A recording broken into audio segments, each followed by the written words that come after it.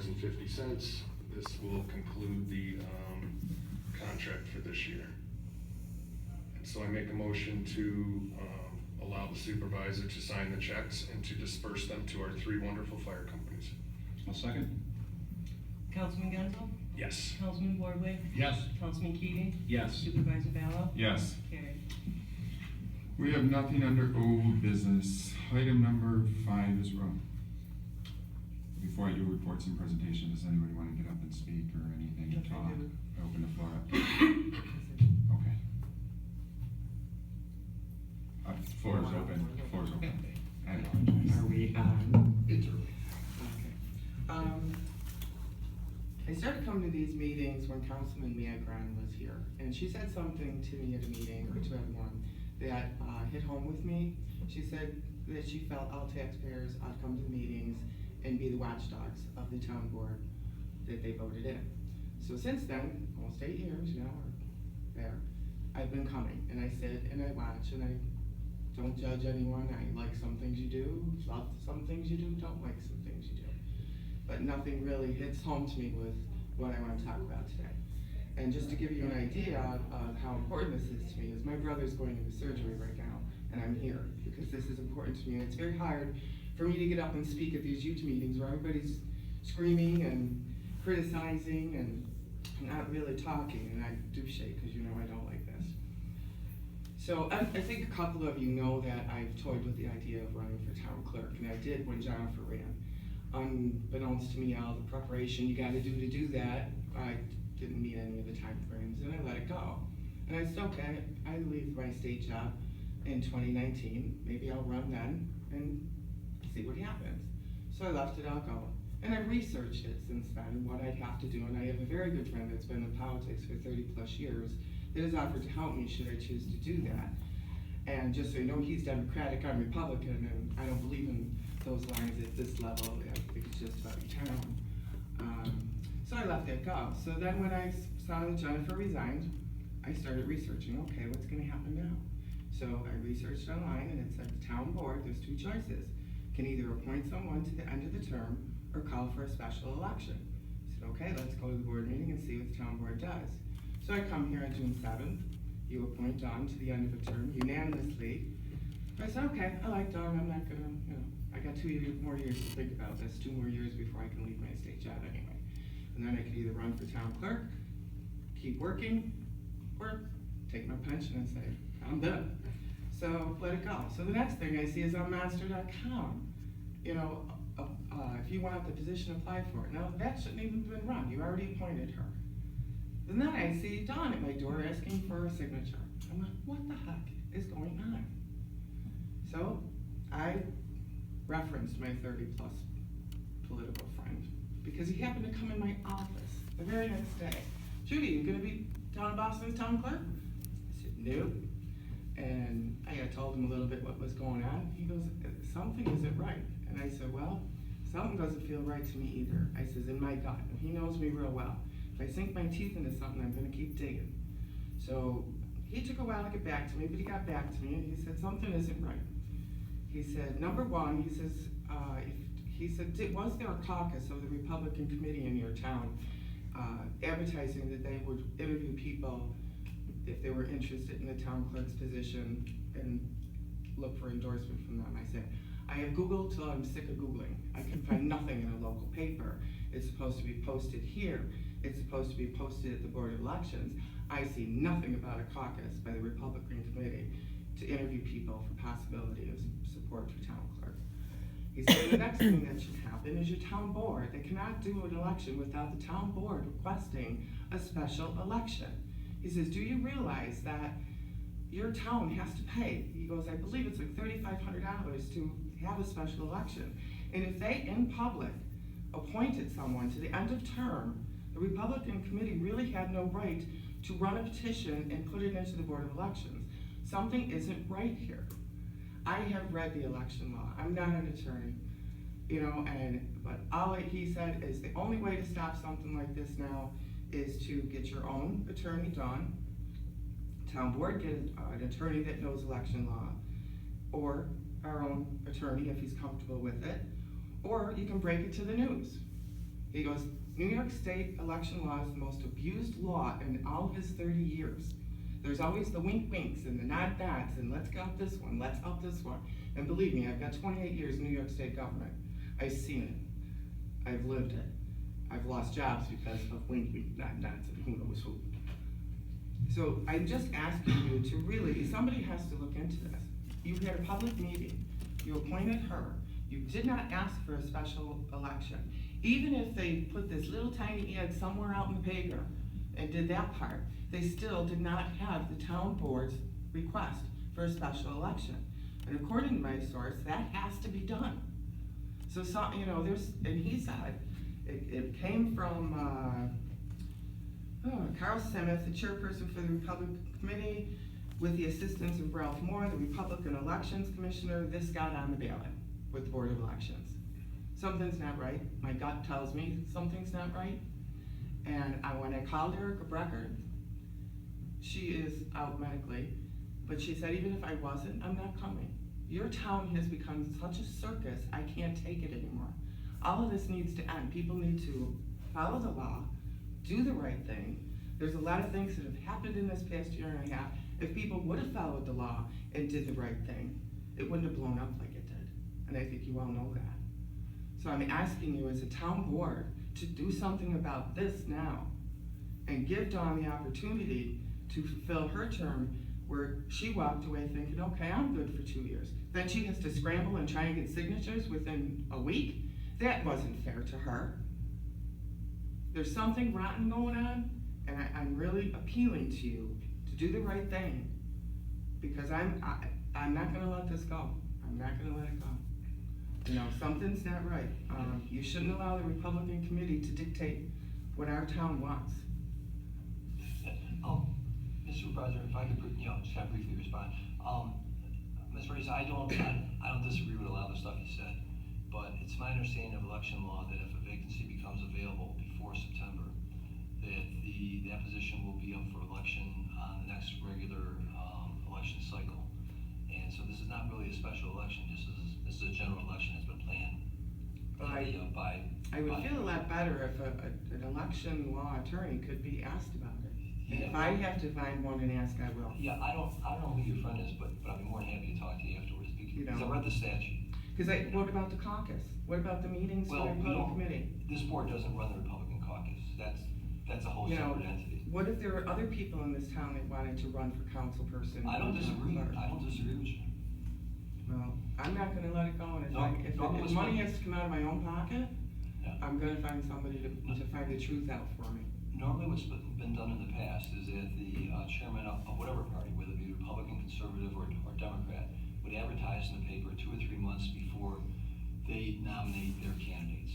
I don't believe that was done this time around, either the Democrats and or the Republicans. And I know what part you're referring to, the election law. Believe me, it's this thick, and I have it printed, and I've read it, and read it. And it's so ambiguous, it's disgusting. I don't disagree. And it's September, but this was a vacancy. That may be for vacant positions that are coming up. The town clerk's position wasn't scheduled to be on the ballot. So therefore, in my mind, it becomes a special election. Okay. That's interesting. That's could very possibly be accurate. That's gonna take some looking into. You're exactly correct with respect to, interestingly enough, for the past 7 or so years, the Republican committee meetings were held publicly. They were held right down here at Three Arrows Restaurant in the corner. Just unfortunately recently with the troubles with the town clerk, for whatever reason, they've been held basically in secret in someone's basement. No invitations to the general public, no invitations to anyone else. Emails are sent around to the committee members that are supposed to show up. And those are the ones that, of course, are predetermined to follow the chairman's lead. This particular meeting where they apparently endorsed a person who no longer worked for the town for clerk, which there's no qualifications for there. That meeting apparently was held based on a whole bunch of real quick, fast emails. Let's sit down and endorse this person. Apparently it was predetermined. The previous clerk's interesting resignation, that was all mapped out, that was all planned out. So, Oh, and I know that, that's why I said something wrong. right. And I dis- Everybody knows it, yeah. actually. I disagree with you, I'm Mike, interested. that it's the Republican committee isn't the town's problem. Right. I think it is our problem. Well, it You- could be a You're problem. letting them. Yeah, I didn't say it wasn't a problem. I- Yeah, it's definitely a problem. It's I the think you're letting activities that them have taken place dictate there. what you chose to do.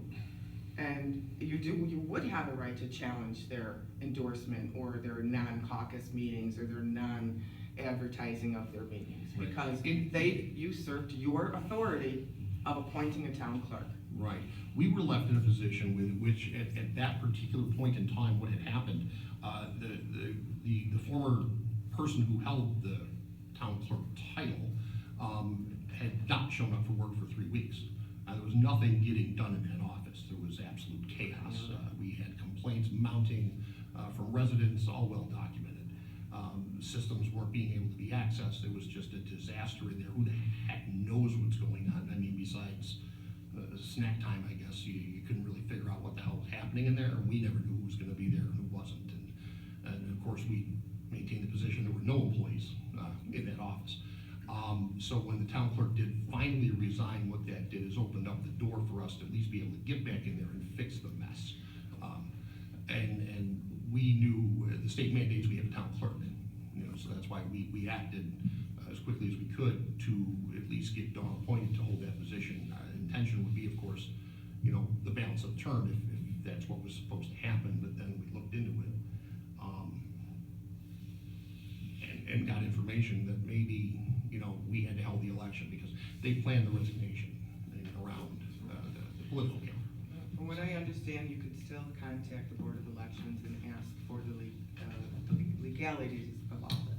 Because I think the whole thing was a disservice to all the town residents. Now If that it you wasn't brought that up, advertised, that's. If I wanted to run, I assumed I was done. She was appointed. So then I'd have to hear after the fact. Ms. Laredos, I'm very concerned about it too. And upon your request and you coming in, I mean, Special counsel? yeah. I'll make a motion to ask the town attorney to, if he could, talk with Ms. Laredos, look into this and, find out exactly what's going on, and if we need to go further with the special counsel, then we as the board will reconvene on it and make a decision on it. But, make a motion to ask the town attorney to look in on the request of Mrs. Laredos, about her concerns. Second that. Councilman Genzel? Yes. Councilman Borway? Yes. Councilman Keating? Yes. Supervisor Gallo? Yes. Carried. One comment, Judy, if I may, like I had mentioned in the past, unfortunately, these 3 corrupt party bosses in town had a little meeting apparently, and see, they didn't like us because we didn't do what we were told by them. I had one corrupt party boss tell me that we had to go to the committee to tell us who we were gonna hire in town, instead of going through the interview process and the resume process, and making sure the right person for the job was hired instead of who this corrupt party boss wanted. So these 3 little got together and said, okay, we're gonna endorse all these people, and that's gonna be it. There's not gonna be an election, Judy. They have taken our right away, these 3 corrupt party bosses in town. A little tiny town of Boston, sleepy town of Boston. They got together because their power was gone. Their power was gone, and that's what they thrive on, these people, is a little bit of power that makes them look big and fancy when they walk through town. And believe me, I've been around the circle for a while, and I'm I got out of affiliation with those committees as soon as I saw the corruption that brews in there. It's disgusting, and it's with all the parties in town. It's all of them. And so they've chosen for you, Judy, these candidates. They're gonna walk in here. They don't have to campaign. They don't have to knock doors and tell people what their actual views are on things. You don't even see them here at meetings, even getting ready to take the office. They're gonna walk in, collect a paycheck, sit here and be a yes man for the corrupt party boss sitting there nodding, like at the mass meeting, he was, nodding to his puppets, yeah, vote for that. And that's what has come about in this town. And it's unfortunate, and that's why, I'm all for new blood. You know what I mean? I think there should be term limits, done. you know, I feel I've done a good job here, I've done the right thing, I've gone overboard in how much work I put into, making this town a better place for my family. And just to see it crumble into just crumbles on the floor for, you know, people to pick up and scurry around and be told what to do by these corrupt party bosses is just disgusting. And eventually it will all come out, and you'll see what all the little secrets that were going on, because there's a lot more of this story that we're now really finding out about what went on in that office at the end of the show. Believe me, it's disgusting, the people that were in there, what they were doing. So stay tuned, and you know, nobody's gonna be knocking on your door Oh, I and know. telling you, Judy, this is what I stand for. I'm a fiscally conservative Republican with working family values. You know, that's what I am. You know what I mean? I'm a Republican. I look at the taxpayers' money. We haven't raised taxes. We've gotten more from less, and that's the way we ran this town, like a business. But the little party leaders didn't like that. Oh no. I've lost my power. I can't tell you who you have to hire. You know, and it's just absolutely disgusting. And I agree with you, and you all did a wonderful job. Thank you, I appreciate You all that. have done a Thank you. wonderful job. And I think you've been to more meetings than some council members. Probably have. I think I've missed 2 in 8 years. Yeah. And with what you said, you know, they like to catch people napping. Well, I'm not napping this time. I'm not letting this go. And as far as the people coming in, you're absolutely right. Everybody's just stuck. But I'm still gonna be sitting here at the board meetings, and I'm still gonna be watching. And I'm gonna be learning a heck of a lot more about what's on in all those financial pages. I have a friend that's a bookkeeper in another town that is willing to show me how to read these, what to look for, what to watch for. And with that being said, I hope all 3 of you continue to come as watchdogs. I know it's gonna be hard, but every time I watch somebody leave office, they leave and disappear. You 3 as taxpayers now still have to be involved. You still have to come and you still have to watch. I can't wait. And not with all the screaming, yelling and that. Oh, With no, I- professionalism, I know it's hard, but with professionalism, keep a check on everything. And God bless you, Jason, to be sitting in Marty's position, because I'll tell you what, that man has never not answered his phone when I've called him or had a problem, or anybody else I know. They have always responded to me. And when you sit, it's always easy to view someone until you sit in their seat and try and fill their shoes. It may be a lot different. I've learned that through years of doing other people's just a simple job and going, holy crap, I judged that person way the wrong way. And I'll fully admit when I'm wrong, you know, and say, your job isn't a piece of cake. So, Yeah, you can't even believe the shambles this place was in when we walked in 8 years ago. Every roof was leaking. oh, I sat here for 8 years. Supervisor there, every watched roof was it. leaking. I've watched it. Disgusting. And I sat, when I started coming to meetings, I sat for hours and hours and hours reading all the old minutes from the past meetings for years that were verbatim. And that's why I love the verbatim. Yes. Because it told me the story of the town. Yeah. It told me it gave me their personalities. It gave me the info I needed. So I hope, whether it's Dawn or someone else, I hope verbatim minutes come back into the picture because it tells the story. Yeah, exactly. And It's I our also town's history. hope, yes, it is, and I actually had fun doing it, and that was my own personal time. And with that being said, and then I'll stop, I hope before you leave, you have a major state audit like you did when you came in, to show that everything is on the up and up, and how much you saved this town, and how much you had to clean up, and have that full report. Well, before you leave office. we've called the state for an audit on the facility. Unfortunately, they didn't get back to us. That's why the board approved hiring Trushell Merlecki, who had a meeting with them last week. I think it was last week. Came to the meeting. Councilman Keating came to the meeting, kind of laid some parameters because we have to have an audit on the clerk's office and auditing the rest of the town, because the consensus was when we make sure we leave and hand the reins over to the next board, that everything is set in place for them. I believe that's as it So should be. we are having an audit done of the town. Good thing. Okay, thank you, gentlemen. Thank you, Judy. Thank you. Anybody else at this time? No? I close the floor. Reports and presentations? Anybody? No? Okay. Make a motion to adjourn the meeting. Second. Councilman Genzel? Yes. Councilman Boardway? Yes. Councilman Keating? Yes. Supervisor Allen? Yes. Meeting adjourned.